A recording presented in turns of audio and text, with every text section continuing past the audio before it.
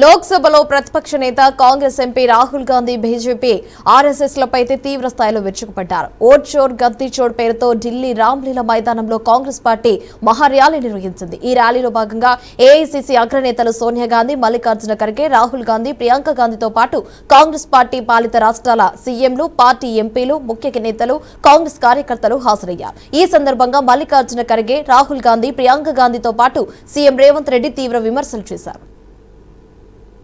अरे इस देश के लिए बॉर्डर पे जाके ये जवान मरता है अपने मातृभूमि के लिए, और देश के हित में इंदिरा गांधी जी कुर्बान दी, राजीव गांधी जी कुर्बान दिए और सोनिया गांधी जी सब कुछ त्याग की, और मैं अपने बेटे के लिए जाऊं और ये पार्लियामेंट छोड़ के और यहां पर जो वोट चोरी का इतना बड़ा जो जुलूस है या बहुत बड़ी लड़ाई है, इस लड़ाई के छोड़ को मैं नहीं जाऊंगा।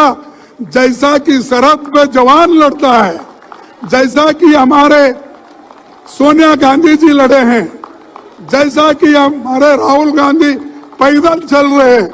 अरे मेरा एक बेटा को अगर कुछ भी हुआ ठीक है, लेकिन देश के 140 करोड़ लोगों को बचाना है, इसलिए मैं रहूंगा। कागज के ढेर हैं, ये जो सिग्नेचर्स हैं, ये कहां से आए?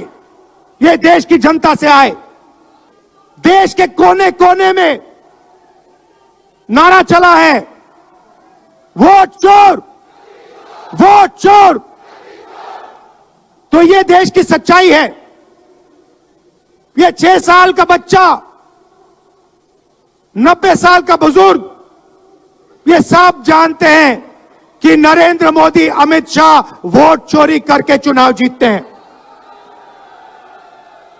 कर्नाटक में हमने दिखाया लोकसभाएं चोरी की गई, महाराष्ट्र में दिखाया वोटर डिलीशन हुआ, वोटर एडिशन हुआ, लाखों वोट इधर से गायब हो जाते हैं। महाराष्ट्र में लाखों वोट ऐड हो जाते हैं। हम इलेक्शन कमीशन से पूछते हैं, कोई जवाब नहीं मिलता। मगर शायद टाइम लगे, देखिए शायद टाइम लगे, मगर हिंदुस्तान में सत्य की जीत होने वाली है। और अमित शाह जी, मोदी जी, जितने भी आपको भाषण देने हैं आप दे दीजिए। महात्मा गांधी जी, डॉक्टर बाबा साहेब आम्बेडकर जब संविधान बनाए तब बहुत कुछ चर्चा हुए कॉन्स्टिट्यूएंट असेंबली में। दलित, आदिवासी, माइनॉरिटी और गरीब लोगों को वोट देने के लिए तब आरएसएस, गोलवालकर, उनके परिवार ने ये दलित, आदिवासी, माइनॉरिटी और गरीब लोगों को वोट देने के लिए मना किया। मगर महात्मा गांधी जी, डॉक्टर बाबा साहेब आम्बेडकर गरीब लोगों को वोट देकर इस देश में जो भी सरकार बनेगी, गरीब लोग वोट देने के लिए, सरकार बनाने के लिए एक मौका दिए।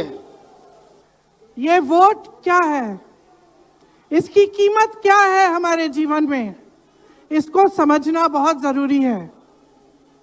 बहुत समय पहले जब आजादी की लड़ाई शुरू हो रही थी और नेहरू जी जगह जगह जाते थे लोगों से मिलने के लिए, तो एक नारा गूंजता था। जब वो पहुंचते थे तो देश की जनता भारत माता की जय जयकार करती थी।